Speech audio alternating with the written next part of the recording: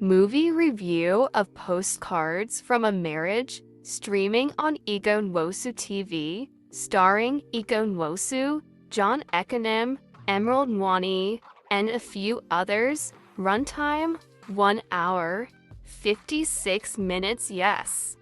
I watched every minute regretfully and hoped for a miracle along the way. Let me just start by saying I really wanted to like this film. It had all the right ingredients: talented cast, gorgeous cinematography, promising storyline. Even the title looked really good.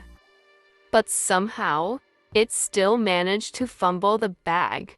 I pressed play with high hopes and ended up feeling like my precious data was the real victim here. The story had potential, big potential, I must say. A deep dive into the unraveling of a once loving marriage could have been emotional, intense, even cathartic. But instead, we got a confusing, disjointed mess that left more questions than answers. The plot refused to transition and give us a mind-blowing drama. Like, seriously, what even happened to this couple? 1. Why did their marriage fall apart? 2. What was the real story behind the abortion they kept referencing? 3. Ella was adopted at 8, they say. From who? And why? 4. Why was Kuva so desperate for a divorce?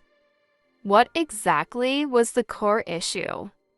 Because they never got to discuss, even when they went for the divorce, there was no communication at all.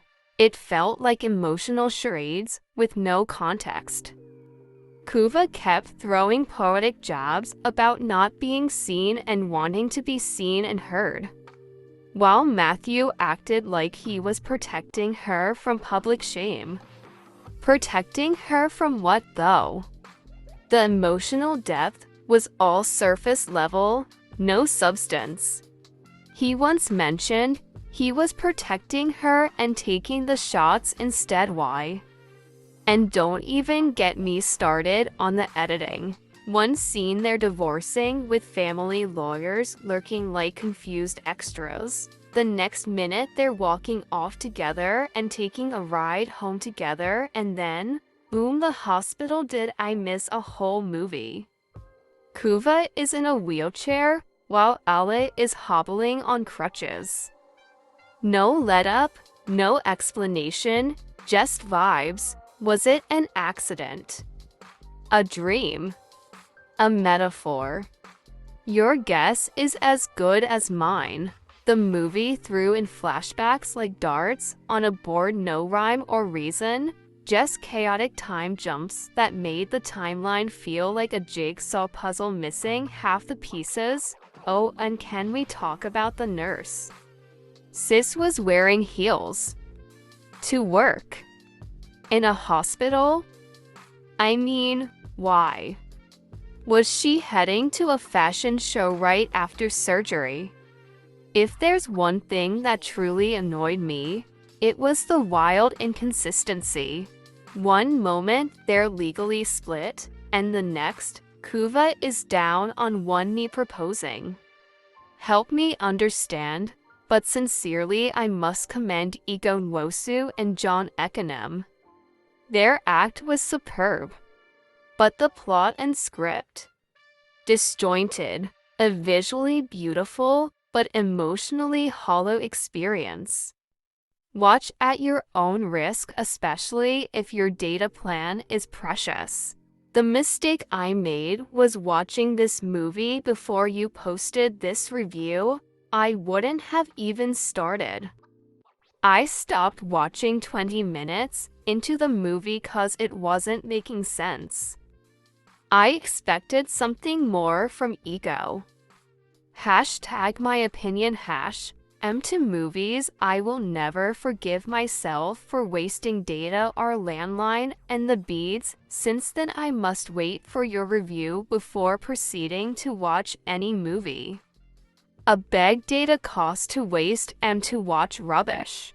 I thought I'm the only one and to think that the two movies you mentioned, Landline and The Beads, are the same time loop-based movie. That's so annoying to watch. You even forgot to mention Jepa acted by Jidakin and Adeju Itomi.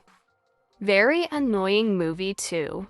I watched the movie, and as a movie lover that has been on Nollywood case for over 20 years, this wasn't bad. Maybe you didn't understand the movie. I would rate this 1 over 10. If I was into movie reviewing, please explain the movie, and did you read my review? There was absolutely no transition in that movie.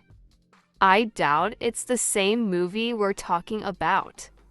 After the divorce scene, next thing we saw was both driving out. Next thing one is in clutches and the other on a wheelchair. Should I go on? I was genuinely looking forward to this movie. The cast and the title was giving good vibes, but with this review, I'm not ready. I've watched a couple of movies on YT that I wish I had checked for reviews before watching them. Thank you for this. From your review, I can tell what the problem is. It's a good synopsis with bad scripting. Everyone out there is parading themselves as a script writer. The thing is, some persons are just good writers, but not fit to be script writer.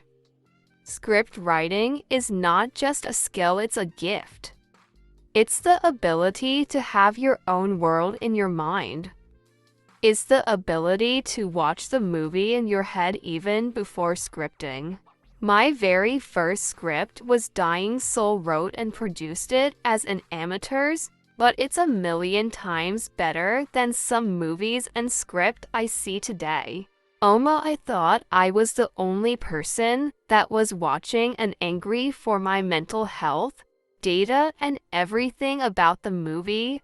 I continue watching because of ego. She is a good actor. Thinking at the end it will worth my time and data, but she failed me for the first 30 to 40 minutes. I was confused, lost, and kept asking myself plenty unanswered questions. You need to see and hear how I was busy hissing. I couldn't even watch up to 3 minutes and I was pissed off. This scene, they were in court, and the next scene the other one was on wheelchair and the other on clutches. Next, the daughter is snapping Ekenam.